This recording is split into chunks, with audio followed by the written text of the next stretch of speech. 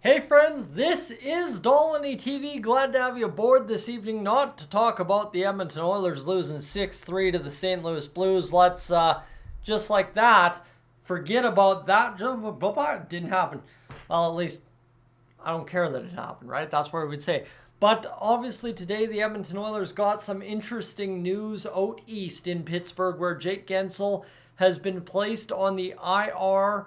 Well, pretty much it'll get them right to the trade deadline. So the Oilers are going to have to make their decision here between the time he gets back to the lineup and right now being placed on the IR for the Pittsburgh Penguins, Jake Guentzel was.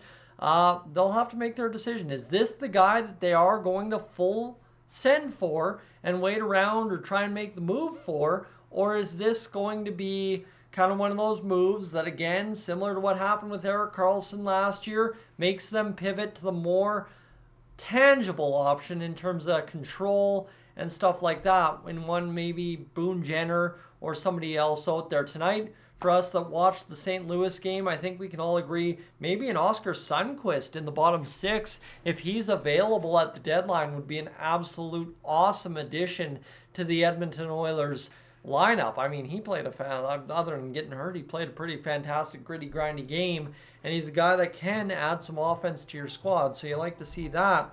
But we'll see what happens here for the Edmonton Oilers as with Jake Guentzel on the IR, I think it is going to force the Oilers to pivot to another option, and I just wonder where they're going to focus on and if that's going to maybe increase after a game like tonight against St. Louis, increase the urgency to make the move here for, of course, another forward or maybe even that defenseman that we're talking about possibly adding into the mix as well. And I know St. Louis is in the thick of a playoff race, but day by day that goes by and it's more uncertain in the West, in the Western Conference playoff wildcard race. I wonder if Colton Parayko, if the Blues fall off here at all, if he shakes loose and the Oilers choose to trade him for Cody Ceci, I don't know. I'd love to see that. That much is for sure. But again, as we continue to transition, there's a whole bunch of stuff here following this game against St. Louis that makes me say, well,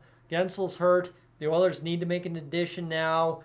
And I don't want to pay the trade deadline prices because they seem like they may only go up at this point, especially if Guentzel is left to the last minute for any team to acquire him, if indeed he is available at that point when the Pittsburgh Penguins decide what they're going to do at the deadline. So friends, that's really where I'm wondering. It's a post-game edition trade talk essentially, because I really, there's a whole bunch of things the Oilers would like to do at the deadline, and games like this are the ones that make you wonder how serious they are about doing it to avoid disasters like we had tonight. Again, maybe tonight not necessarily a roster issue, maybe more so an issue with compete level, defensive responsibility and stuff like that. But for the Oilers, you get bad news in Guentzel going on the IR, time to pivot to option number 2, and where are you going to do, or where are you going to go to get that done? Friends, I'm Tyson, this is Dolynny TV. Thanks for being aboard this evening.